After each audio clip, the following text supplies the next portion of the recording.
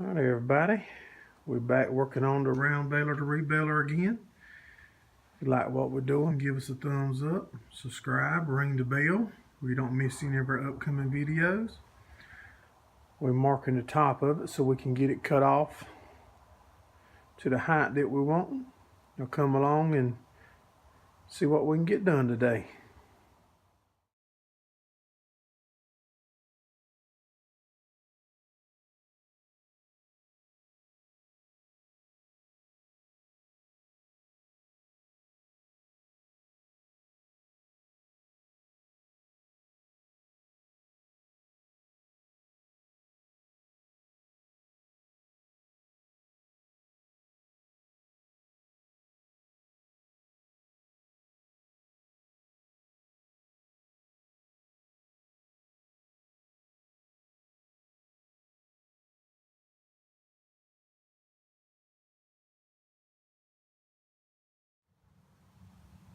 Alright, we got the top cut off, and if everything goes as planned, this piece right here, I'm going to try to take it off of the scrap piece, and it should sit right up here and weld back in to cap all that off and tie it back together.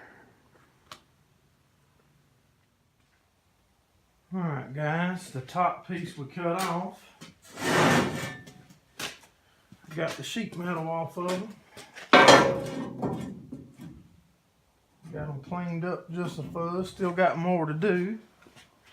But as you can see there, I think they're going to cap the top of this off pretty good. Use it more of a little finish look there on the top, I believe. I don't think that's going to look too bad. Another little area that several people brought to my attention was if the bell don't stay in here when it's unrolling. So we put us drop-in brackets on both sides and made us a longer pipe. It'll drop in. A 2-inch PVC pipe fits over it. Make a perfect roller with a 2-inch PVC pipe, and that won't come out. If we have to, we can drill it. We'll put little snap rings or snap keys in it if we have any trouble with it coming out.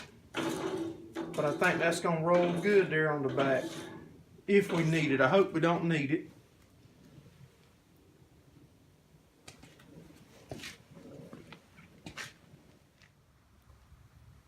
But keep the suggestions and stuff coming to me, guys, because that's helping out a lot. There's the panels that's going to go back in them holes. That one's fell down for there. We cannot mount this or cut it to the right proper length to go up the front there until we get the chains put back in. So we can mount it the right height to have clearance over the conveyor chain. But like I said, keep the comments coming. The suggestions and stuff that we need that could help improve this design, guys, because I sure do need them. Appreciate y'all watching. Have a good one. We'll see you on the next one.